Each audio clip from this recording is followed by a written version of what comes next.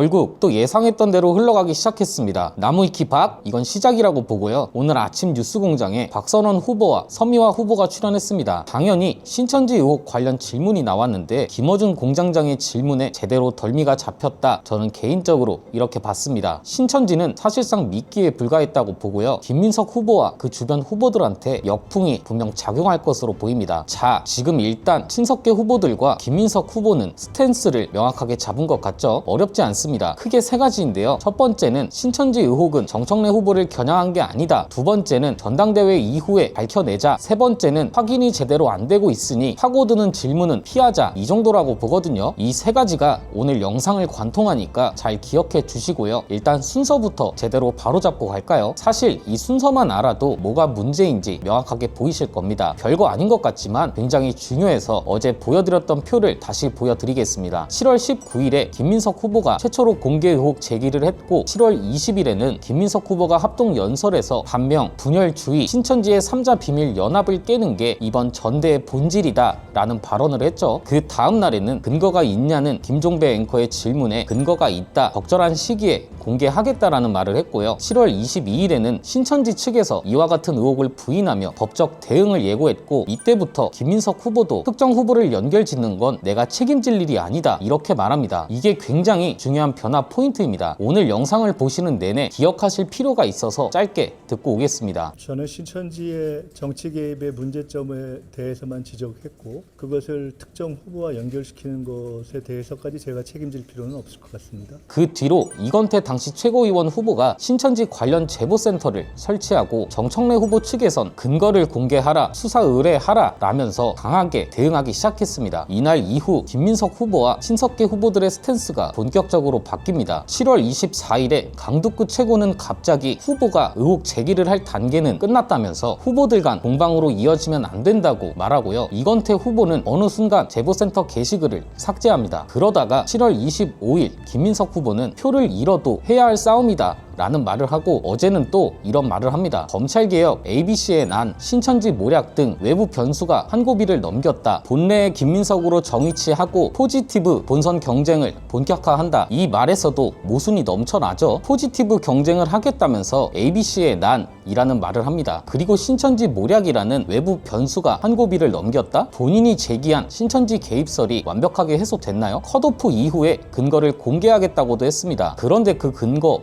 공개하셨습니까? 여기서 중요한 건 이렇게 뒤로 한 발 물러나는 듯한 스탠스를 취하자 이제는 신석계 후보들 모두 정청래 후보와 관련 없다는 입장을 굳혀버립니다. 이게 방금 전에 말씀드렸던 일련의 사건 순서를 알고 보면 얼마나 황당한 입장 변화인지 더 명확하게 체감되실 겁니다. 다 볼 필요도 없습니다. 나무위키 박선원 선생의 발언만 들어봐도 이 사람들이 얼마나 멍청하게 전략을 짜고 있는지 보입니다. 오늘 아침 뉴스공장에서 김어준 공장장께서 그냥 대놓고 신천지 의혹 관련 질문을 합니다. 여기서 나무위키 박선원 선생이 어떻게 답변하는지 보고 오겠습니다. 제가 궁금한 거는 한 가지입니다.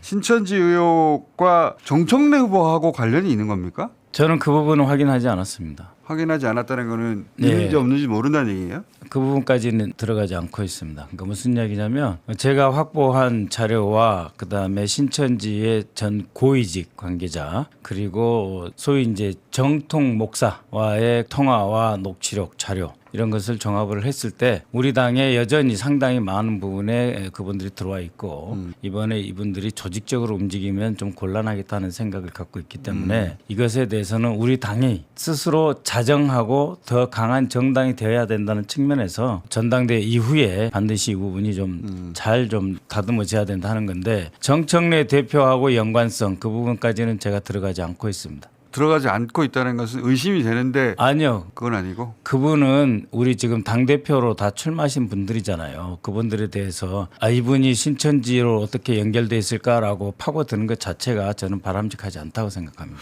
아니 지금 만약에 연루가 돼 있다면 바로 들어야죠. 근데 연루 됐는지 안 됐는지에 대한 정보가 전혀 없으신 거예요? 연루가 우리 지도자들이 어떻게 연루됐을 것이다라고 예단하고 지금 파고드는 것이 이번 이 전당대회를 민주주의의 꽃으로 정책 경쟁으로 끌어가야 하는 정책 경쟁이 장이 되어야 된다고 하는 제 생각에서는 바람직하지 않다고 생각합니다. 이야, 이제 와서 당대표 후보들이 신천지와 어떻게 연결되어 있을까 파고드는 건 적절하지 않다고 생각한다? 이게 말이나 됩니까? 혹시 보고 계신 나무위키 문서가 바뀌기라도 했습니까? 이게 물론 박선원 후보 개인의 소신일 수도 있습니다. 그런데 소신을 밝힐 때는 순서와 인과관계를 명확하게 해야죠. 어떤 당대표가 되는 게 좋겠냐는 질문에 1순위가 김민석 후보라면서요. 그러면 일단 이 문제 제기를 한 쪽에서 문제 제기를 한 방식과 순서가 잘못됐음을 지적해야죠. 이렇게 지적한 다음에 특정 후보와 연결짓는 건 문제가 있다고 말했다면 이건 박선원 후보의 개인 소신이라고 인정할 수 있습니다. 그런데 이건 지금 그게 아니잖아요. 이걸 왜 입장 변화라고 인식할 수 있는 거냐? 이건 이미 제가 근거를 많이 보여드렸습니다. 김민석 후보가 합동 연설에서 뭐라고 했나요? 반명, 분열주의, 신천지의 3자 비밀 연합을 깨는 게 이번 전대의 본질이다. 이렇게 말했죠. 그 장면도 다시 보고 올까요? 저는 모두가 설마할 때 계엄을 경고했고 모두가 주저할 때 이낙연식 사쿠라를 질타했던 사람입니다. 반명, 분열주의, 신천지의 3자 비밀 연합을 깨는 것이 이번 전대의 본질입니다. 이 3자 연합의 핵심들이 온갖 궤변과 왜곡으로 당과 정부와 대통령을 흔드는 것을 막아야 정부도 성공하고 지방도 성공하고 호남, 충청, 영남 프로젝트도 성공합니다. 이 발언 이후 정청래 후보와 신천지 개입설을 엮는 기사가 쏟아지고 이재명 대통령이 리트윗해주는 김민석 후보 지지자 계정에도 들어가 보면 정청래 후보와 신천지가 연루되어 있다는 식의 기사를 게시하고 있습니다. 이미 김민석 후보와 친석계 후보 지지자들은 정청래 후보를 신천지와 연루되어 있는 사람으로 인지하고 있다고요. 더 웃긴 건 뭔 줄 아세요? 설마 이것도 나무위키에 나와 있는 걸 보고 말하는 건지는 모르겠는데 처음 이 문제가 제기될 때 오해의 소지가 있도록 문제 제기가 된 건 맞냐는 질문이 나옵니다. 이 질문에 대한 나무위키 박선원 선생의 대답이 다소 황당합니다. 일단 어떤 대답을 했는지부터 듣고 오겠습니다. 처음 제기될 때 오해 소지가 있는 방식으로 제기된 건 맞아요? 처음 제기될 때요? 네, 맨 처음에. 처음 제기될 때는 정 후보님이 광주에서 어떤 행사를 하셨는데 거기에 호남일보의 TV가 이제 뭐 신천지하고 연루됐다 이런 것인데요. 그 호남일보의 회장은 자기 본인 스스로 신천지가 아니라고 하지 않습니까? 다만 이제 신천지로부터 광고를 받고 또 광주의 다른 신문사도 광고를 받고 호남일보 TV 1주년을 맞이해서 이런 행사를 기획을 했고 세 군데 다 이렇게 신청서를 보내서 먼저 답변을 준 정청래 후보하고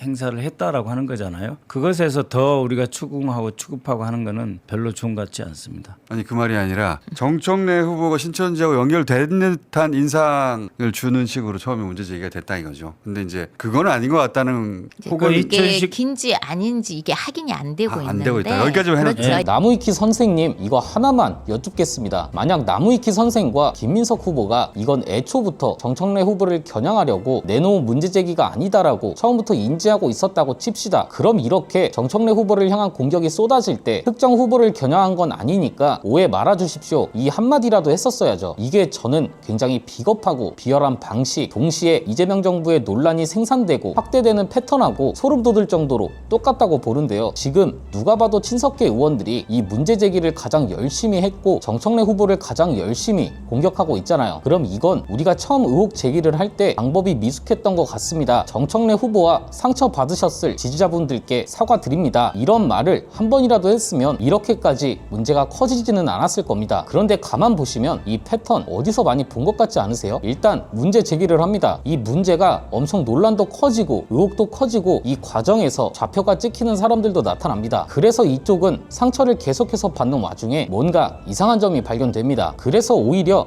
의혹으로 피해를 받던 쪽에서 근거가 뭐냐고 받아칩니다. 그러면 그때부터는 이상한 말들이 의혹 제기한 쪽에서 쏟아져 나옵니다. 해석이 필요한 메시지를 내놓으면서 이걸 가지고 또 지지자들 사이에서 갈등이 생깁니다. 그렇게 결국 의혹을 받은 쪽은 낙인이 찍히고 의혹을 제기하거나 해석이 필요한 메시지를 내놓은 쪽은 침묵합니다. 이 패턴 어디서 많이 본 것 같지 않으세요? 저는 개인적으로 이재명 대통령의 방식이 떠오르더라고요. 제가 드리고 싶은 말씀은 이겁니다. 보는 사람 입장에선 정치인 이재명의 언어가 정치인 김민석의 언어와 매우 흡사해졌다는 겁니다. 저는 이게 굉장히 중요한 포인트라고 보거든요. 정치인은 언어가 굉장히 중요하다고 유시민 작가님도 말씀하셨고 저도 최근에 왜 언어가 중요한지 여러 번 설명해 드렸잖아요. 시장일 때, 도지사일 때, 당대표일 때, 그리고 대통령일 때 언어는 달라질 수 있습니다. 그런데 본인이 맡은 직에 따라 달라지는 언어와 정치인 이재명의 언어 자체가 달라지는 건 문제가 있다고 보는 거죠. 지금 정부와 관련된 논란이 확산되는 패턴과 신석기 관련 논란이 확산되는 패턴이 굉장히 많은 부분에서 일치합니다. 그리고 이미 이건태 의원과 박선원 후보의 입을 통해 그리고 김민석 후보의 태세 전환을 통해 신천지 개입설을 뒷받침할 만한 이렇다 할 근거는 없었다는 걸 사실상 확인한 겁니다. 이 정도면 김민석 후보 본인은 물론이고요. 여기에 동조한 친석계 의원들 책임을 물어야 합니다. 사퇴는 기본입니다. 이게 싫으면 컷오프 이후 근거를 공개한다고 했으니 그 근거를 공개하면 끝납니다. 그런데 지금까지 안 하고 있다? 당원들이 바보인가요? 오늘의 한마디는 그래서 요즘 또 자주 인용해드리는 이해찬 전 대표님의 말씀을 빌리겠습니다. 유권자가 후보자의 말을 믿지 않으면 표를 주지 않는다. 신뢰는 평소의 언행에서 온다. 오늘 내용은 여기까지입니다. 유익하셨다면 구독과 좋아요로 영상 제작에 힘을 주시면 감사드리겠습니다. 저는 내일 다시 찾아뵙도록 하겠습니다. 감사합니다.